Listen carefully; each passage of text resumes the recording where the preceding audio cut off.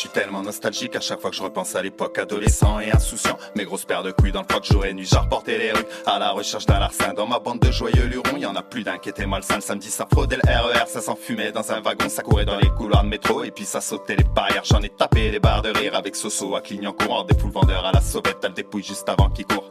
Les Grecs en terrasse en plein Paname, Resto basket à cavaler sur le macadam. Des vrais pirates du bitume, pas un pour attraper l'autre. Des bacs qui on les faisait transpirer quand on les avait sur les côtes. En garde à vue, des barres de rire en se foutant de la gueule de l'OPJ. J'étais mineur et jusqu'à rien et ça très vite je l'avais pigé. Le moment qui était moins drôle c'est quand mes parents venaient me chercher. Putain qu'est-ce qui pouvait être long le chemin de la maison pour rentrer petit. J'ai pas chômé, non j'ai trimé, j'ai charbonné. Pourquoi je sais pas mais je voulais pas non plus devenir un gros bonnet. Je crois que j'avais besoin d'adrénaline, le monde des adultes m'ennuyait. C'est sûrement pour ça qu'il mature, je suis resté pas mal d'années. En 2 audiences au tribunal, la courte échelle pour les fractions. Agité je menaçais les keufs, me notais à l'arrière du fourgon. Combien de fois j'étais poursuivi pour outrage et rébellion, pour vol avec violence et souvent en réunion.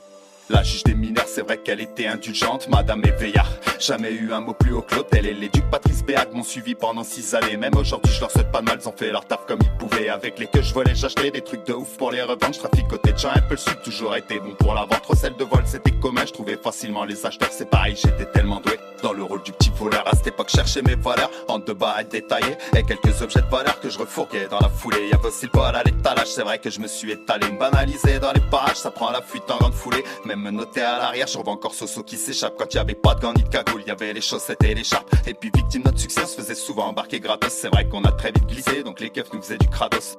Comme cette poursuite où j'ai tenté de les écraser. Qu'est-ce que j'ai pu me faire malmener quand la caisse s'est immobilisée. Soso qui était avec moi au hôtel, qui arrive sur l'interpellation. Délire de dingue, ce jour-là y'en avait de l'action. Moins drôle une fois incarcéré, mais jamais père une fois serré, le cœur serré.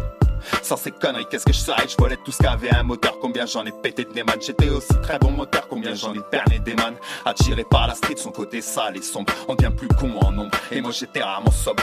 Souvent dans l'euphorie, comme si ce monde était à moi. Une sorte d'anesthésie, le mal-être dans le pochon d'amnésia. Parce que même si je me marrais bien, j'étais pas bien pour mes parents. Et puis nos liens sont dégradés aussi rapidement que moi j'ai glissé.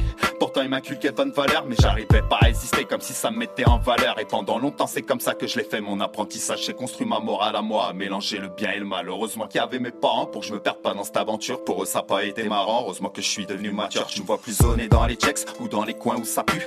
Pourtant avec le temps, je fais moins d'efforts pour me saper. Presque 2 décennies plus tard, t'écoutes mes sons et ça tue. Je fais ça juste pour l'amour du rap, ne va pas croire que ça paie. Dis Nord au mec, je me suis cherché, je me suis pas encore trouvé. Je m'en branle du regard des gens parce que j'ai rien à leur prouver. À part mes parents, personne m'a mis de pain dans l'assiette. Je suis encore loin d'être transparent, mais dans peu de temps je prends ma retraite. Dis Nord au mic, mec.